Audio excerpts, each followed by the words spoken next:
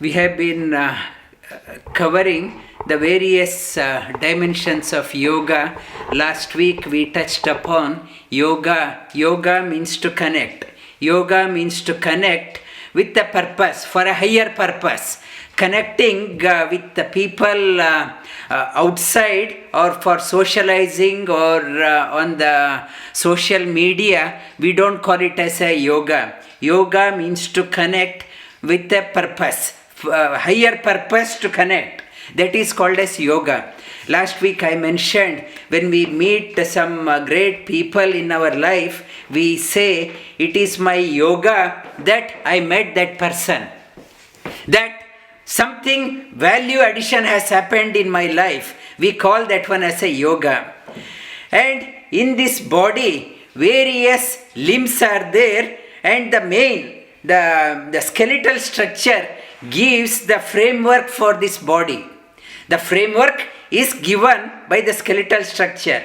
And our brain, our heart, our gut, intestine are the main functions. They are and others, they act in the main role. They are the main role in maintaining this body. And other organs like liver, pancreas, kidneys, our muscles, tissues, and other parts, the limbs act as in a support role. They are in a support role, and some are in the main role. We have taken a main role, some parts have taken a main role, some are in the support role. And all support role functions, liver, kidneys, and muscles, tissues, every limb, every organ is working towards the wellness of this body. Every limbs are working towards the wellness of this body. Liver cannot say that I don't care about the body, I will work myself. Or kidneys, they go in their own way. Everyone is, if they are working, body falls down, body collapses, body cannot function. To have the body working, proper functioning, all limbs must work towards the maintaining the health of this body. They are all cooperating support role or the main role. They are working towards the wellness of this personality, this body. So is we in the society, when we are part of the society, we are all must be working towards the wellness of the society. The moment I say I don't care about others, I am working for myself, I don't care what happens there, it is me and my life. If I start working, then this society cannot function well, society collapses. When the greed happens, and greed leads to various ailments in the society. We all must contribute towards the work towards the noble goal of it's everyone working towards the wellness of others, so that the society sustains. And the liver, kidneys, pancreas, everything is working. They cannot work by themselves. Something is our heart, brain, gut, what it is guiding. Someone is sending a message, you have to work this way. The liver is working certain way, it triggers extra, cholesterol goes up, extra hormones are secreted, or extra sugar is there, pancreas starts working, or extra toxins are built up, the kidney starts functioning extra hard, and they are working where they are getting the message from. The message they are getting from the mind. The mind, the body has its own mind. Mind is not the brain. Brain is not the mind. Brain is different, mind is. They are getting a signal from the mind. And that mind is the basis of yoga. Yoga's limbs of yoga starts from yama, niyama, asana, pranayama, pratyahara, dharana, dhyana, samadhi. The basis is mind. Yama talks about the rules I have to observe while dealing with the society. The rules, it is governed by the mind. Mind says you have to act this way when you are dealing with the society. And Yama 5 in number, Ahimsa, Satya, Asteya, Brahmacharya, Aparigraha. Or Niyama, I had to apply rule onto myself. Who determines that rule? When to apply? The mind says you have to apply the rule onto yourself so that you remain safe from the society. You won't get contaminated from the society. Like now in Melbourne, Victoria, it is a lockdown. The government is saying that you stay inside so that you don't get contaminated from outside. That rules we have to apply onto ourselves. 5 in number. It's Shaucha, Santosha, Tapas, Swadhyaya, Ishwara Pranidhana. Who governs that one? Mind tells us, apply this rule. Apply that rule. Then, next one, Asana. Asana, I am doing the Asana. Many people, they say it's only a physical thing. But in Asana also, Prayatna Shaityalya Ananta Samapatibhyam. It is when you are doing the Asana that I am struggling to do Asana, and it says go beyond the limitations of the body. Body is struggling. And do not get bogged down in the problem. Sorry, I can't do. It says, Prayatna Shaitilya. Do. Go beyond. Why keep on whinging and cringing? Beyond. Go beyond. Beyond and contemplate on something beyond. Beyond the pain, restrictions of the body. Then asana becomes effortless. What it governs, how I can go, mind tells, go beyond. And what happens, Patanjali says, when you do, go beyond, tato dvandva anabhighata. When your mind goes beyond, you won't be bogged down hit by the extremities of life. Hot or cold, it's praise or censure, and happiness or sorrow. You won't be bogged down. You will go beyond that one.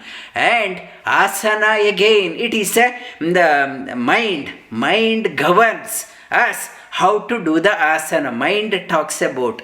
And what about pranayama? Pranayama, is it I am breathing anyway, that mind is required. Pranayama is called as not normal breathing. You have to go beyond the normal breathing so that the toxins are released. Shwasa prashwasa yogati vichedana pranayamaha. It's not a normal breathing. You have to go and regulate. You are able to control your inhale or control your exhale, or able to hold the breath in or hold the breath out. When you start doing that one, and you have to do with the support of the mind. Mind tells how to go in and how to go out.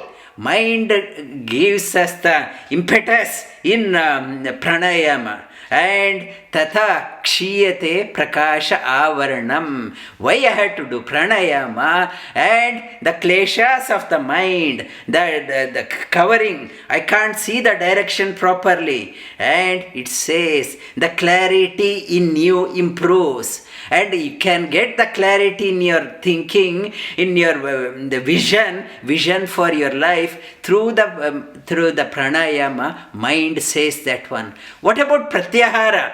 When I am doing the pratyahara and the swavishaya,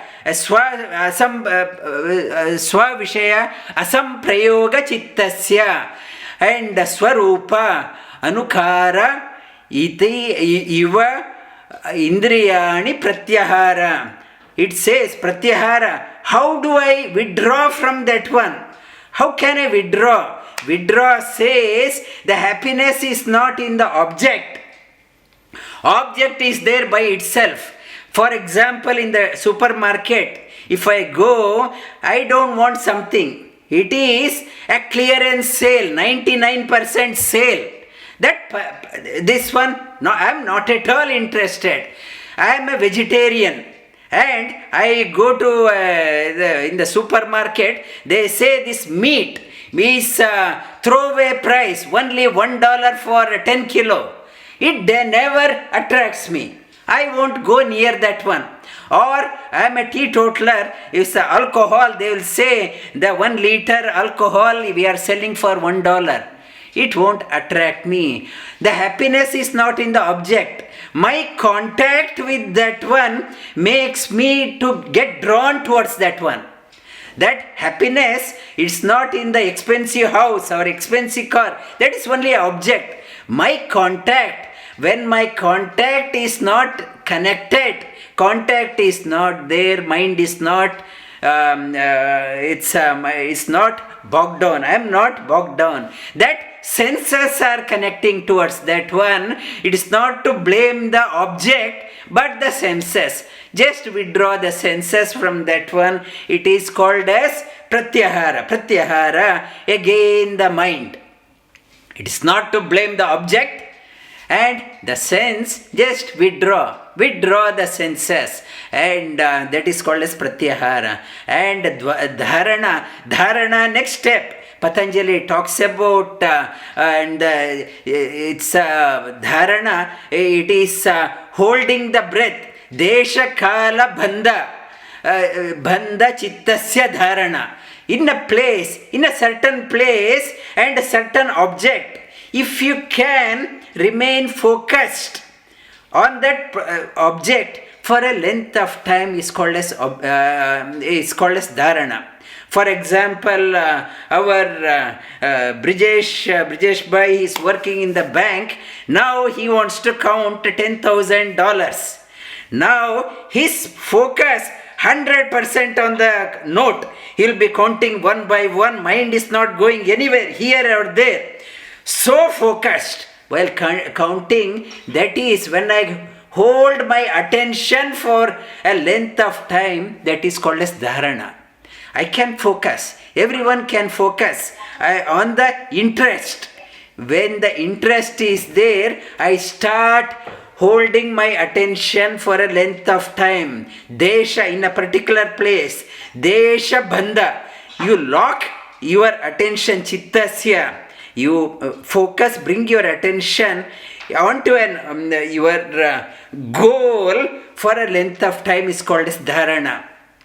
Dhyana, what is Dhyana? Dhyana, you that focus, whatever you are doing, you are tested. Now, while counting the coins, while counting the notes, I can do that one. Dharana I can do.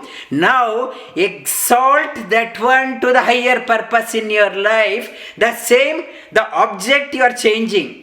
Now I am focusing on certain things. I am working on developing a programming software. I am doing on that one. Now I can focus. Now mind says, yes, you have been trained. Now change your attention to the higher purpose. When you extend that one, hold the length for that period, that is called as Dhyana. And Dhyana holding the breath, is holding the thought for a higher purpose. Goal of my life. I am for a certain length of time, every day, I am contemplating. That is called as Dhyana. It uplifts my game of my life. Otherwise, my game of my life is ordinary. I have to uplift the game of life by meditation through mind. Up to now, mind, I am utilizing the mind from the Yama, Niyama, Asana, Pranayama, Pratyahara, Dharana and Dhyana, meditation. Mind I am utilizing, and Samadhi is the one, and relinquish the mind also. Go beyond the mind. Mind is not it's no more troubling, and I am totally immersed in whatever I am doing. I have totally, I realized myself. I know the purpose of my life. I have become one with the goal of my life. What is my goal? Whatever I am doing, I am totally melted myself into that pursuit. I have become part of my Swarupa. I know, I realized myself. Now I thrown myself into that one, and nothing in this world cannot stop me. No, nothing, no other temptations in my life can stop me. And I have realized the purpose, and in last week I touched upon Shravana Manana Nididhyasana, and it's Archanam Vandanam, Shravanam Kirtanam Vishnum, Smaranam Padasevanam, Archanam Vandanam Sakyam, Dasyam Atmanivedanam. In the Bhakti also it is talking about you offer yourself, you throw yourself, you have thrown yourself, and that is the goal. And whatever yoga you are doing, I am doing bit of this one, bit of this one, bit of this one. It is not that one. You have to melt yourself. Then that person becomes a genius. Yoga says you can become someone extraordinary in your life. You need not have to look up in the book, go through the newspaper, Google who was the genius in 1820 or 1740, and it says you can. And when the intense energy is there, focus is there, and you have thrown yourself completely into that one, and that is called as Samadhi. Samadhi, initially I am using my mind to uplift the game of my life. Whatever I am doing, mind is cooperating. Asana or Pranayama or Pratyahara, Dhyana, and meditation, mind is helping. And when I got so much of energy, and now I am unstoppable. I have become part. I totally merged myself into this goal of my life. That is called as Samadhi. And mind is a key. Mind is a key, and which runs through each and every limb of the yoga, and connect yourself, utilize your mind for your, yesterday we touched upon in Bhagavad Gita, Uddharer Atmanatmanam. Utilize your mind. Mind is your friend. Mind, if you are not successful in your life because of the mind has become your enemy. Make your mind a friend. Uddharer Atmanatmanam na Atmanam avasadayet. Atmaiva Atmano Bandhuhu Atmaiva Ripuratmanaha. We will touch upon this theme next week. Lie down on your back.